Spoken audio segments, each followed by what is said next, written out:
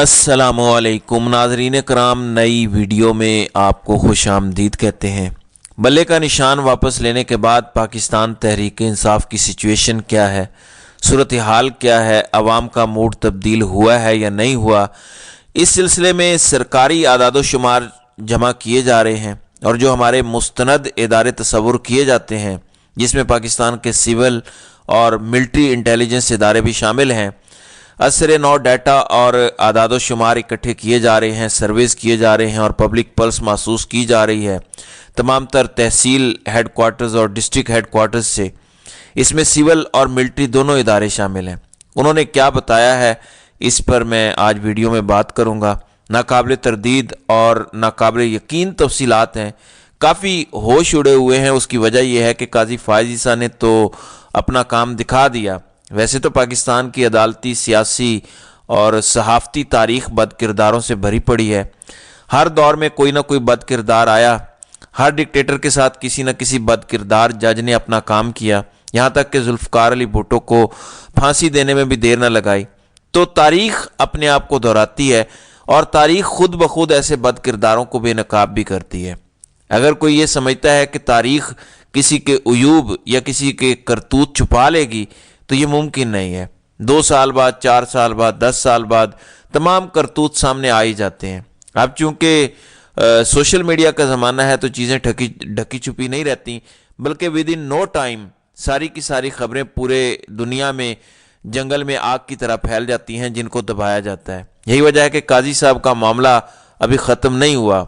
जो काजी फायज़ ने पाकिस्तान की अदालती तारीख़ में एक धब्बा लगाया है अपने दामन पे, उसका अभी से रद्द अमल इतना शदीद आना शुरू हो गया है कि आप सोच नहीं सकते। ना ही बार एसोसिएशंस इस फैसले को तस्लीम कर रही हैं, ना ही इंसानी हुकूक की तंजीमें। इवन पाकिस्तान के अंदर भी इस वक्त ऐसे पॉलिटिकल प्लेयर्स मौजूद हैं जो कि समझते हैं कि ये एक गलत काम किया गया।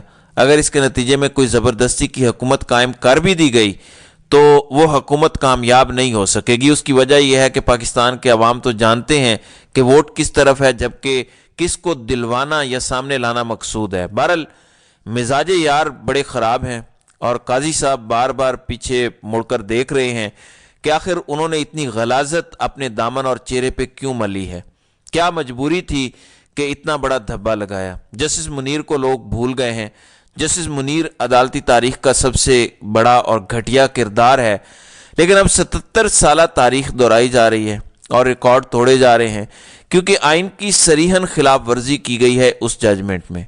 अब एक तरफ तो ये दावा किया जा रहा है कि मैं इदारा हूँ और बतौर इदारा बता रहा हूँ कि इलेक्शन होंगे, जबकि दूसरी तरफ सेनेट में इंतखाबात के इल्तिवा की जो करारदाद पेश की गई थी सेनेटर दिलावर खान की जानिब से, उन्होंने चेयरमैन सेनेट को ख़त लिखा और कहा कि मेरी करारदाद मंजूर हुई है ऐवान से, अब इस करारदाद पर अमल दरामद करवाया जाए और इलेक्शन मुलतवी करवाए जाएं। अब चेयरमैन सेनेट साजिद संजरानी ने वो तहरीर आगे भेजी और इलेक्शन कमीशन ने ये जवाब दिया कि हम ये करारदाद नहीं मानेंगे और हम इलेक्शन की तरफ जा रहे हैं। तो ये साथ साथ खेल चल रहा है, ख़त्म नहीं हुआ। फिर कल लतीफ़ खोसा ने काजी साहब की गैरत जगाने की कोशिश की, लेकिन सभी के ज़मीर सोए हुए हैं। अब आहिस्ता आहिस्ता चीज़ें बाहर आ रही हैं कि पाकिस्तान को बर्बाद करने में कौन कौन लोग शामिल थे। अब उसमें जो एक नया नाम आया है वो है इलेक्शन कमीशन ऑफ पाकिस्तान का, यानी इलेक्शन कमीशन ऑफ पाकिस्तान भी पाकिस्तान को बर्बाद करने वाले इदारों में एक अहम तरीन इदारा है जिसने आज तक साफ शफाफ इलेक्शन नहीं करवाए और इस वक्त वो एक आला कार बना हुआ है और बजाय इसके कि वो साफ शफाफ इंतखाबात कराए, पाकिस्तान में स्टेबिलिटी आए, वो दूसरी इंतहा को पहुंचा हुआ है। पूरे का पूरा इदारा चल के अडियाला जेल जाता है और अडियाला जेल जाके फ़र्द जुर्म आयद करता है फवाद चौधरी और इमरान खान पे। इमरान खान के खिलाफ फ़र्द जुर्म की कॉपी कल मंजर आम पर आई। फ़र्द जुर्म इमरान खान के सामने पढ़कर सुनाई गई। तौहीन इलेक्शन कमिश्नर की समात मेंबर सिंध निसार दुरानी की सरबराही में 4 रुकनी बेंच ने की। इमरान खान पर 12 जुलाई, 18 जुलाई, 27 जुलाई और 13 अगस्त 2022 को चीफ इलेक्शन कमिश्नर के बारे में तौहीन आमेज अल्फाज इस्तेमाल करने का इल्ज़ाम है। नाज़रीन इकराम, सबसे बड़ी तौहीन तो इस वक्त खुद इलेक्शन कमीशन कर रहा है। الیکشن کمیشن غیر شفاف، جانبدار، تعصب پر مبنی دھاندلی زدہ الیکشن کروا رہا ہے، اور وہ بھی قومی خزانے کے سینکڑوں ارب روپے لگا کر۔ وہ ایک ایسا دھاندلی زدہ الیکشن کروا رہا ہے جس کے نتیجے میں فساد ہی فساد ہوگا۔ پاکستان تحریک انصاف کے کارکنان، تجویز کنندگان، تائید کنندگان کو جس طریقے سے اغوا کیا گیا، اٹھایا گیا، بلے کا نشان واپس لیا گیا، مختلف نشانات الاٹ کیے گئے، اس کے باوجود تحریک انصاف کے ان آزاد امیدواروں کو بھی اٹھایا جا رہا ہے، ان کے گھروں پر حملے کیے جا رہے ہیں، توڑ پھوڑ کی جا رہی ہے۔ ابھی تازہ گجرات میں بھی واقعہ ہوا ہے۔ در حقیقت یہ گھر گھر کی کہانی ہے، اور ہر ضلع، ہر تحصیل میں تگڑے امیدواران اٹھائے جا رہے ہیں۔ عبداللہ ممتاز کالوں واپس پہنچ گئے اپنے گھر اتنے دنوں کے بعد۔ وہ حفاظتی ضمانت پر تھے، پھر ان کی ایک ویڈیو سامنے آئی کہ میں سیاست سے کنارہ کشی کرتا ہوں اور پاکستان تحریک انصاف کا ٹکٹ واپس کرتا ہوں۔ تو کل ڈاکٹر بابر اعوان نے ہائی کورٹ کو بتایا کہ ان کی فیملی کی جانب سے کنفرمیشن آ چکی ہے کہ وہ صاحب گھر پہنچ گئے ہیں۔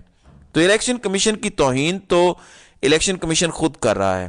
چیف الیکشن کمشنر سمیت چاروں ارکان الیکشن کمیشن کے اس وقت آئین شکنی میں ملوث ہیں اور بیسک رول پلے کر رہے ہیں۔ ان کے خلاف توہین آئین کی کارروائی ہونی چاہیے، کیونکہ سپریم کورٹ پہلے ہی پنجاب اور خیبر پختونخوا میں 90 دن کے اندر اندر الیکشن کروانے کا حکم دے چکا ہے، جس پر الیکشن کمیشن نے ابھی تک عمل درآمد نہیں کیا، اور وہ فیصلے سپریم کورٹ کے موجود ہیں۔ اسی طرح عمران خان سے متعلق کہا گیا کہ انہوں نے چیف الیکشن کمشنر کو سکینڈلائز کرنے کی کوشش کی ہے۔ وہ تو خود سکینڈلائز ہو رہے ہیں، وہ روز بتا رہے ہیں کہ مجھ سے گندا اور گھٹیا چیف الیکشن کمشنر آ ہی نہیں سکتا جتنا گند میں نے پھیلایا ہے۔ تو عمران خان نے چیف الیکشن کمشنر کو نفرت، تضحیک اور حقارت کا نشانہ بنایا، حالانکہ نفرت، حقارت، انتقام کا نشانہ تو الیکشن کمشنر خود بنا رہا ہے پاکستان تحریک انصاف اور ان کے رہنماؤں کو۔ تو عمران خان آرٹیکل 204 توہین عدالت آرڈیننس کے سیکشن 3 کے تحت توہین کے مرتکب ہوئے ہیں۔ عمران خان کی تقاریر کا ریکارڈ پیمرا سے حاصل کیا گیا، اور شواہد کی روشنی میں ہم نے چیف الیکشن کمشنر کی توہین کا مرتکب پایا۔ تو یہ ایک حرکت کی گئی ہے۔ ناظرین اکرام، میں آپ کو بتا دوں کہ اس کا کوئی فائدہ نہیں ہوگا، سوائے اس کے کہ عمران خان کی ایک ایک بات کو یہ خود درست ثابت کر رہے ہیں کہ کس طرح سے یہ عام انتخابات کو متنازع بنا رہے ہیں۔ اس کے نتیجے میں کسی قسم کی کوئی پولیٹیکل یا اکنامک سٹیبلٹی نہیں آ سکتی۔ یہ غیر معمولی بات ہے جو یہ سب لوگ مل کر کر رہے ہیں۔ اب ایک اور اپلیکیشن فائل کر دی گئی ہے۔ کل لیول پلینگ فیلڈ والی اپلیکیشن واپس لی گئی، اب نئی پٹیشن دائر کی گئی ہے۔ یہ نئی پٹیشن بیرسٹر گوہر کی جانب سے ہے۔ اس میں لیول پلینگ فیلڈ نہ ملنے پر توہین عدالت کے ایشو کو اٹھایا گیا ہے۔ بیرسٹر گوہر نے چیف الیکشن کمشنر سکندر سلطان راجہ اور چاروں ممبران کے خلاف توہین عدالت کی درخواست کی کارروائی کے لیے نئی درخواست دائر کی ہے۔ درخواست میں چیف الیکشن کمشنر سکندر سلطان راجہ اور ارکان کو کیس میں فریق بنایا گیا ہے۔ تحریک انصاف نے کاغذات نامزدگی جمع کروانے پر رکاوٹ، پکڑ دکڑ، پی ٹی آئی کے 6 رہنماؤں کے بیان حلفی بھی اس پر داخل کیے ہیں۔ دوسری جانب مختلف ڈویژن سے رپورٹس اکٹھی کی جا رہی ہیں، پلس لی جا رہی ہے۔ اب تک میں 3 ڈویژنز کا بتا سکتا ہوں، جن میں سے مین ڈویژنز ہیں فیصل آباد، پھر اس کے بعد لاہور اور پھر گجرانوالہ۔ اب پلس میں بتا دیا گیا ہے کہ مثلا 12 سیٹیں ہیں تو 12 میں سے 10 پر پاکستان تحریک انصاف جیت رہی ہے۔ تو یہ ہے ریشو اور یہ ہے تناسب۔ صرف 2 سیٹیں مسلم لیگ نواز کو مل رہی ہیں۔ تو آپ خود اس کا موازنہ کر لیجئے گا کہ کتنا بڑا ہیوج ڈیفرنس ہے انتخابی نتائج جو آنے ہیں۔ تو اس کو کور کرنے کی کوشش تو کی جا رہی ہے، لیکن میرا نہیں خیال کہ یہ کور ہو پائے گا۔ بہرحال انتظار کیجئے اور دیکھیے کہ آگے آگے ہوتا ہے کیا۔ تو ناظرین اکرام، آپ کی اس ویڈیو کے حوالے سے کیا رائے ہے؟ آپ اپنی رائے کا اظہار کامنٹ سیکشن میں ضرور کیجئے گا۔